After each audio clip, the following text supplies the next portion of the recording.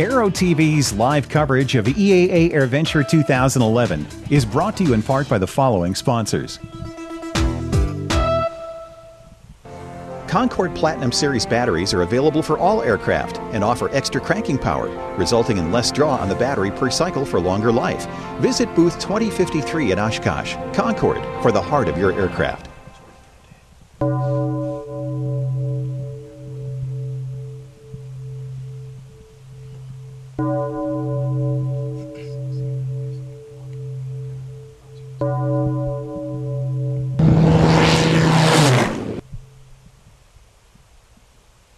The DFC-90 all-digital attitude-based autopilot delivers significant performance and safety improvements over previous generation systems.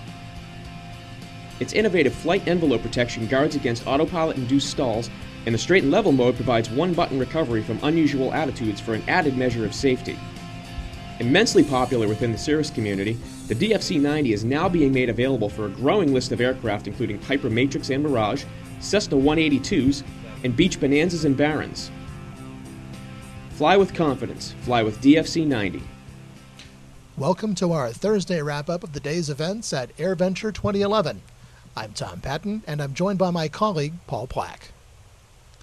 FAA Administrator Randy Babbitt made his third appearance at AirVenture as the head of the regulatory agency, and in many ways he gave the same speech as he did the last 2 years. Some of the issues have changed.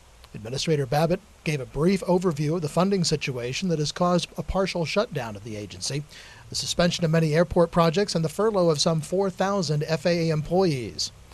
Babbitt called on Congress to immediately pass a clean funding extension of the continuing resolution, which has kept the agency open since 2007, and pass a long-term funding bill. Babbitt also discussed issues ranging from a drop-in replacement to 100 low-lead aviation fuel to Senator James Inhofe's proposed Pilot's Bill of Rights.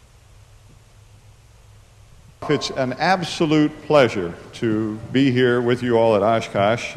This is truly one of the world's great aviation celebrations. Last Friday, the FAA's authorization expired because Congress failed to pass a bill. And we had to, unfortunately, furlough nearly 4,000 FAA employees. These are employees that work in 35 states around the country. They do a lot of very important things. It was very difficult for me to have to engage in that, but we really had no choice. With thousands of our employees and colleagues not receiving a paycheck, we just didn't think it was appropriate for us to have our normal contingent here at AirVenture. And everybody should be very comfortable that we're completely supporting all the safety functions, all of the air traffic control issues, as we always do. I personally regret that we're not able to take advantage of the tremendous outreach potential that we get here. This is the place that the FAA becomes personified to many of you. Well, I think we should start with, one of the facts that's out there is the only people that use leaded fuel anymore unfortunately, is aviation. About 200,000 airplanes still require leaded fuels, and we are the only users of leaded fuels, which puts a little bit of a focus on us, and not a good focus. We have gotten some acceptance from the EPA. They're giving us a little running room, if you would. We also have a track where fuels are now moving through the STC process very quickly. The goal would be to have ultimately drop-in fuel, meaning no matter where, you could put the fuel in the same trucks, the same tanks, it would go through the carburetors, fuel injectors, however you're going to deliver it, it would work. But that has proven to be a far more complicated process. The good news is I think we've got some time. Secondly, we're all working together very cooperatively. And third, I think that the EPA is being patient with us. Who has heard of the light squared issue, the GPS light squared? Wow, EAA does a good job of getting the word out, don't they? All right. Well, as you probably know, this company has come forward with the idea that they would offer broadband access across the nation. They would propose to do it from a satellite. And so their original proposals were a very low power but satellite-based signal. And based on that, it didn't appear to be any interference. They have since modified their approach and gone to a magnitude of like 1,500 times more powerful a signal in a bandwidth that we don't need to get real technical. But the bottom line is, when we began to do testing, and that testing was done by the FAA, Department of Defense, what this testing is showing us that it does begin to interfere, these high-powered signals interfere with the accuracy of the GPS signal. And so we have asked a number of agencies and a number of users have asked that we slow down this process until we're able to do more testing, find out what alternatives are available to us, because this would put in jeopardy a lot of things that are already in place, and we want to make certain that we're not doing anything that jeopardizes the accuracy, the safety aspects, or the future efficiency of the GPS system. We have way too much invested in it, and the good news is everyone is talking about it. I think we're going to continue doing testing, and I'm optimistic we can find a livable solution that achieves, what they're trying to do in the sense of increasing broadband access, but at the same time not jeopardizing the GPS system. This administration has not supported user fees. We were very clear in that.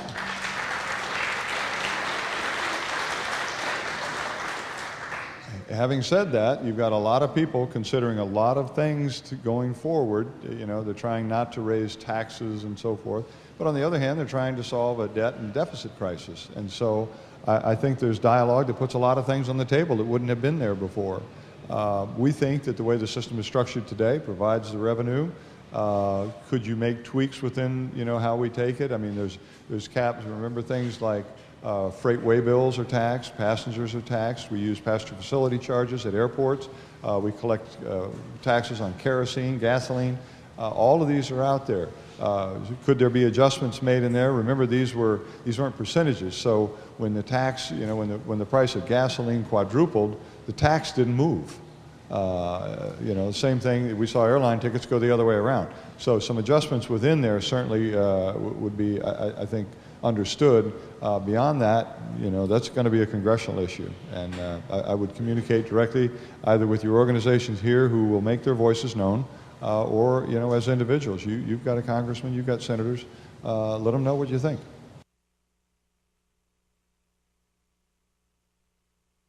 Attending the forum in a Honda Pavilion, and a big chunk of that was taken up by someone with an axe to grind and a legal pad covered in notes. The rest of the time was used by Babbitt's speech and the questions from EAA President Rod Hightower. Babbitt returned to Washington almost immediately following his speech. 2011 marks the fourth consecutive year that Women in Aviation International has worked with EAA on a series of events called Women Venture. Dr. Peggy Chabrian, WAI president, dedicated this year's events to a celebration of the centennial of the first Harriet Quimby, the first American woman to earn her pilot certificate back in 1911. WAI events begin tonight. As we're speaking right now, Dr. Chabrian just got started moderating a special Women in Aviation presentation at Theater in the Woods, including reenactments of Harriet Quimby and appearances from a number of highly accomplished women aviators. International activities of women in aviation were highlighted with introductions to young women pilots from China and Ghana, where WAI members are supporting an innovative program called Medicine on the Move. Plans were also announced for a Bring Your Daughter to the Conference Day at WAI's 2012 International Conference. EAA's Rod Hightower announced he's bringing two of his daughters to the event. WAI's event will be held in Dallas on March 8th through the 10th. At the annual Young Eagles Awards dinner Wednesday night, Rolls-Royce announced they'll be pledging financial support for the 2011 EAA Young Eagles Scholarship Program. Designed to support teenagers interested in aviation and aviation careers, the Young Eagles Scholarships fund flying lessons and flight experiences for deserving teenage student pilots. In 2011, flight training scholarships funded by Rolls-Royce will be awarded to 6 students who have completed the majority of EAA's online ground school class. Winners will attend an FAA-qualified flight school. Additionally, 1 student will receive a voucher towards flight training completion to earn a private pilot's license. Patricia O'Connell, Rolls-Royce Vice President of Defense and Customs Business, said, quote, "Rolls-Royce is again excited to sponsor this worthy scholarship program for young aviators. We're proud of the students who receive these scholarships, and like them, we share a passion for aviation." The scholarships will be awarded throughout the year. Scholarship winners are chosen by an EAA scholarship committee. EAA says the Young Eagles program has allowed more than 1.5 million teenagers to experience flight, and Rolls-Royce is proud to help continue this tradition. Lopresti Speed Merchants and Delta Hawk diesel engines today released a rendering of the cowling that will be on the SR-20 Shark. It has an air intake that provides unseparated flow, directed flow, and thermal coupling on demand to help keep the engine at optimal temperature with the least possible drag. This STC modification to the Cirrus SR-20 will include the Delta Hawk 180 horsepower turbo-normalized supercharged engine. Delta Hawk predicts that certification of the engine will happen by January of 2012, and Lopresti expects the final STC 90 days later. Lopresti CEO R.J. Siegel says that the narrow profile of the engine allowed him to cut 30% of the drag around the cowling compared to the current SR-20. Siegel expects speed, range, and useful load to surpass that of the stock SR-22. Lopresti says the complete STC kit will be under $100,000, including engine, new prop, cowling, and conversion of the fuel system. Jeppesen has taken the wraps off its Jeppesen Mobile Flight Deck app, a new aviation navigation solution for iPad now available in the App Store. Jeppesen says the app features data-driven and interactive digital en route navigational information and worldwide geo-referenced terminal charts designed for use on the cockpit and on the ground. Jeppesen says their mobile flight deck includes your aircraft's position and route overlay, as well as the ability to view a complete library of terminal charts, airport diagrams, and Jeppesen Airway Manual text information. For the first time, Jeppesen's Airway Manual service is available in fully electronic format. In addition to paper elimination, the app is designed to enhance safety margins, reduce pilot workload, and improve operational efficiency for pilots and operations staff. We had a runway incident at Whitman Regional Airport today. It was an excursion involving an F-16 attached to the Alabama Air National Guard. Witnesses said the aircraft appeared to be traveling too fast on landing at about 11 a.m. and just simply ran out of runway. The fighter wound up with its nose in the soft mud following yesterday's rains at Whitman Regional. The pilot appeared to be okay, but was taken to a local hospital for observation. EAA spokesman Dick Napinski says that's standard procedure. The accident will be investigated by the Department of Defense. We'll take a quick break, and when we come back, Tom Patton will chat with Lindy Kirkman, president of the Air Care Alliance. Live from Whitman Field in Oshkosh, Wisconsin, you're watching Aero-TV.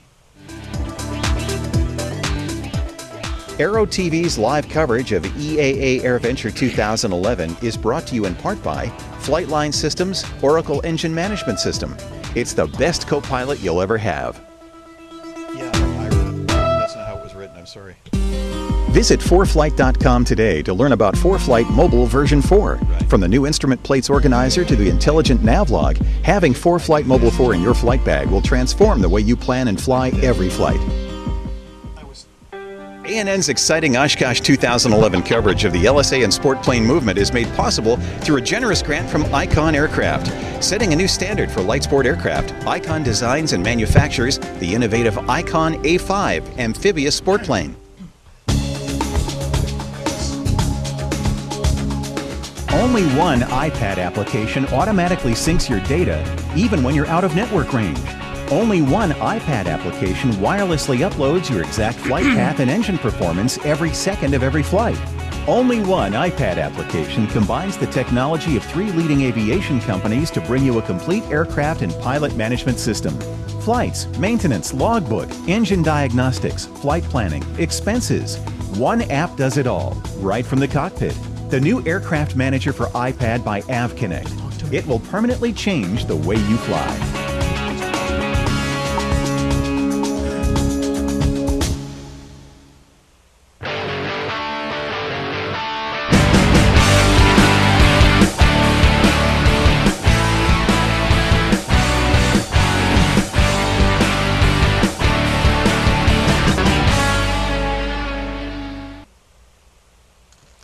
And we're back. My guest this evening is Lindy Kirkland, and Lindy is the president of the Air Care Alliance. Lindy, thanks for joining us on Aero-TV.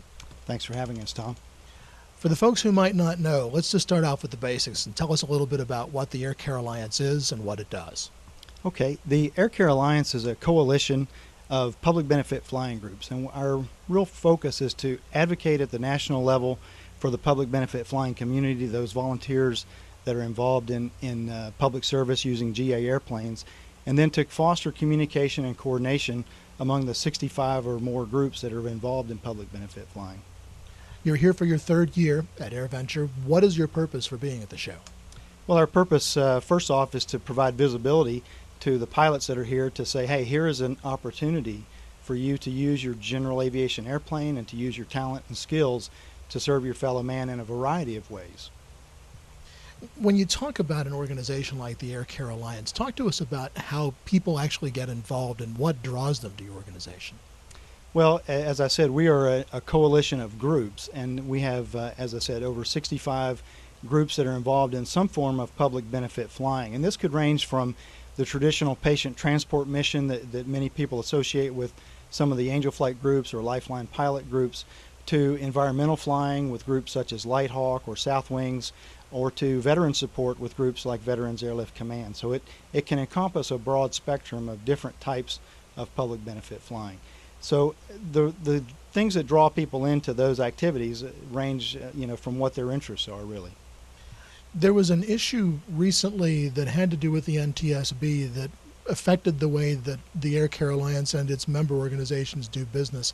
Explain to us how that came about and what the resolution was.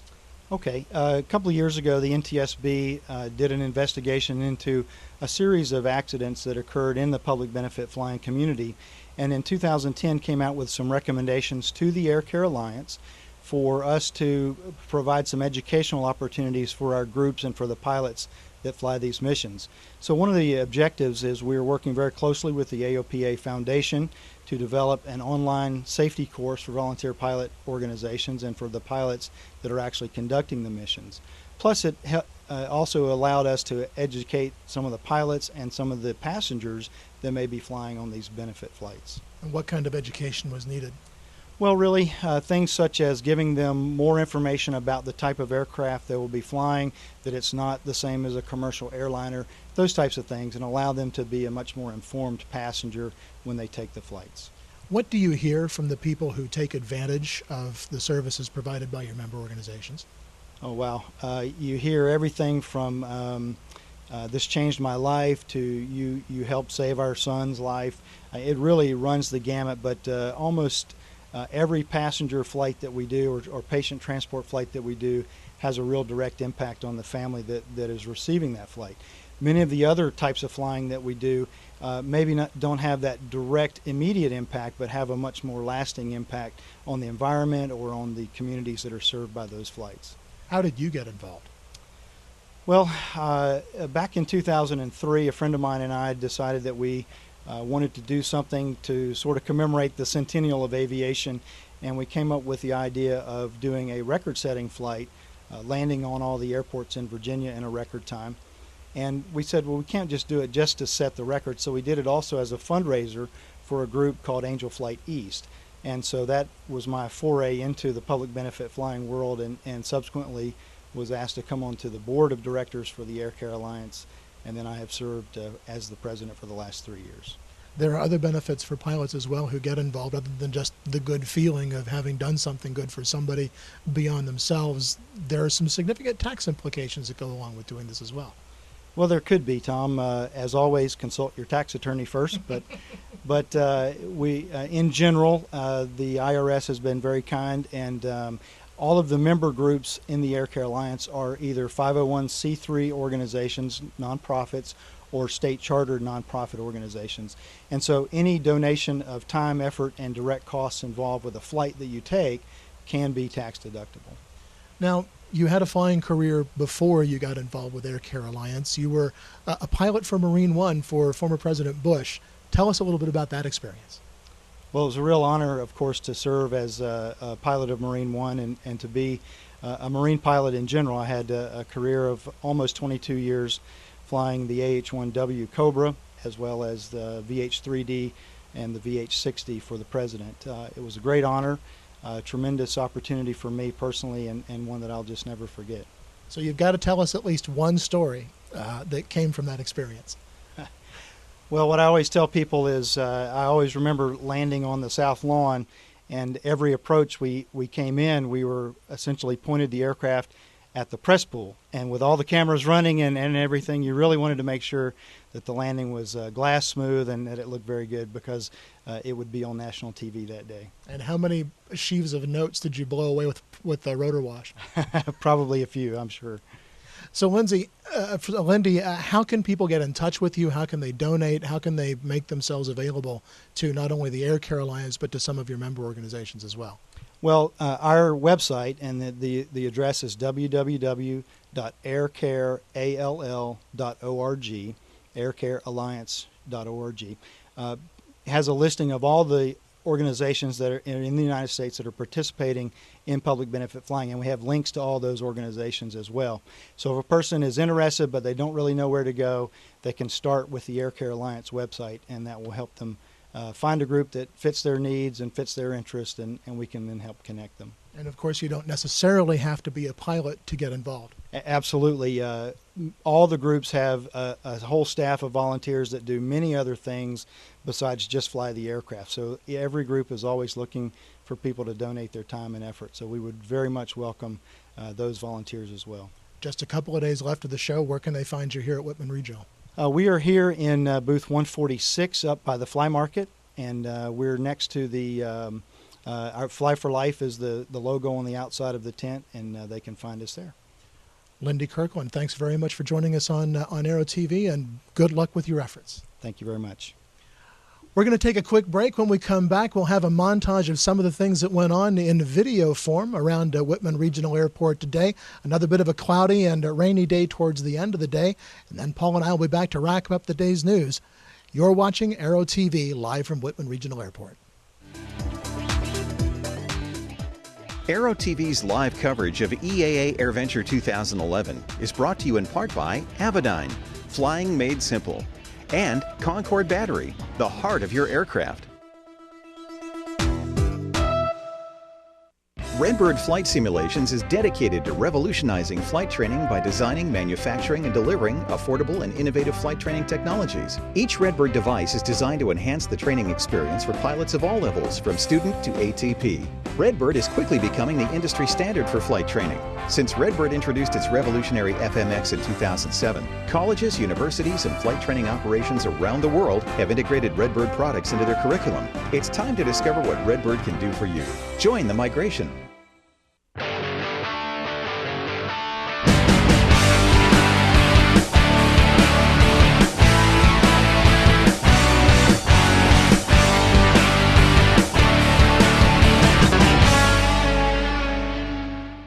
Flightline introduces the Oracle Engine Power Management System for twin-engine aircraft. Featuring independent glass panel units in horizontal or vertical form factors, Oracle provides reliable access to all your critical engine data, and it's STC'd for primary. It's the best co-pilot you'll ever have. The DFC-90 all-digital attitude-based autopilot delivers significant performance and safety improvements over previous generation systems.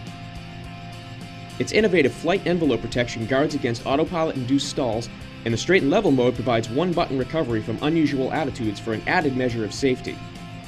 Immensely popular within the cirrus community, the DFC-90 is now being made available for a growing list of aircraft including Piper Matrix and Mirage, Cessna 182s, and Beech Bonanzas and Barons. Fly with confidence. Fly with DFC-90.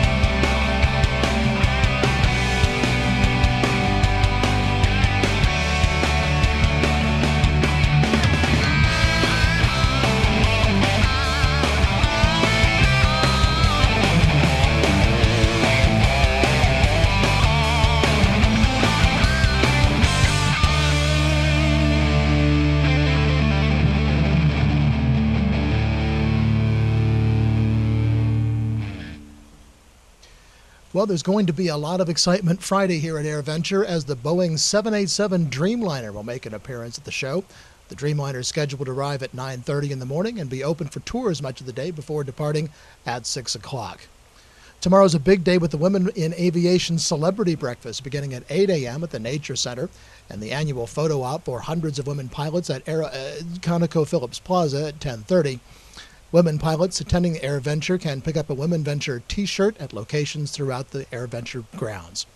And award-winning filmmaker George Lucas, who created the infamous Star Wars and Indiana Jones franchises, will make his first appearance at AirVenture at 8 p.m. at the Fly-In Theater, introducing a preview for Red Tails, a movie which he served as executive producer that's scheduled for release next year.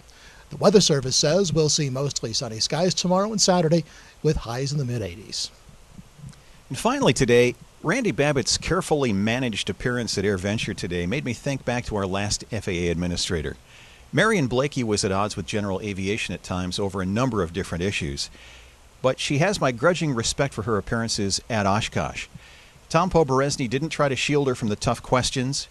They left enough time for them to be asked and for her to answer them, and she answered them fearlessly. Then again, I have to admit there's no visible security around Randy Babbitt when he's here. But when Marion came to Oshkosh as the administrator, the pavilion was guarded by big guys with suits and dark glasses talking into their wrists. Perhaps she found it easier to be brave. That's a look at what was going on today at AirVenture 2011. For Tom Patton, I'm Paul Plack from Whitman Regional Airport. Have a clear and unlimited day.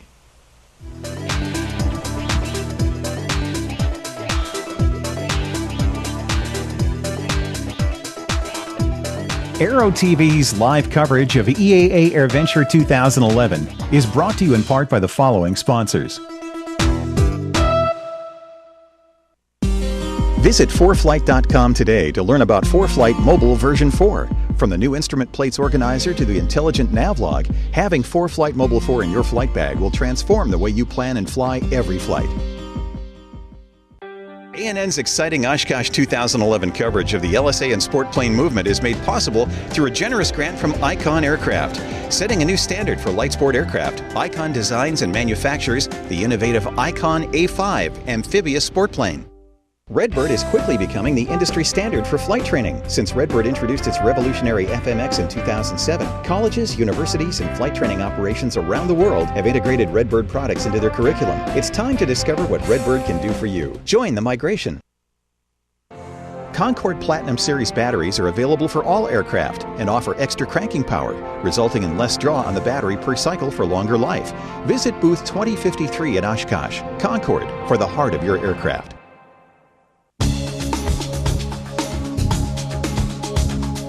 Only one iPad application automatically syncs your data, even when you're out of network range. Only one iPad application wirelessly uploads your exact flight path and engine performance every second of every flight. Only one iPad application combines the technology of 3 leading aviation companies to bring you a complete aircraft and pilot management system. Flights, maintenance, logbook, engine diagnostics, flight planning, expenses. One app does it all, right from the cockpit. The new Aircraft Manager for iPad by AvConnect. It will permanently change the way you fly.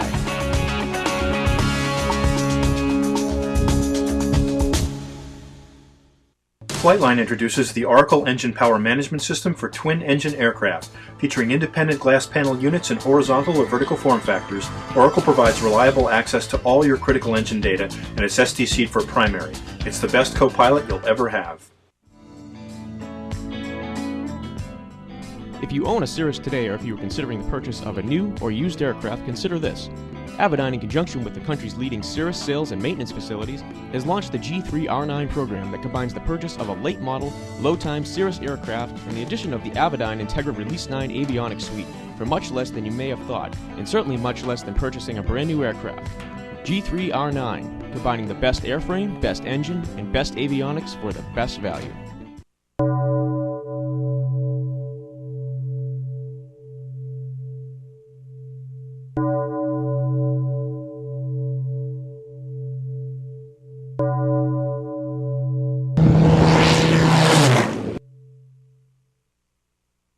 Aspen Avionics Evolution Synthetic Vision is the most versatile, flexible, affordable synthetic vision on the market. Advanced features include high-resolution terrain rendering, precision flight path marker symbology, predictive caution and warning messages for terrain and obstacles, and easy-to-see 3D traffic targets. User-configurable layouts allow you to put the information where you want, on the PFD, on the MFD, or both. Choose the Evolution layout that works best for you. Aspen Avionics, a new way to look at avionics.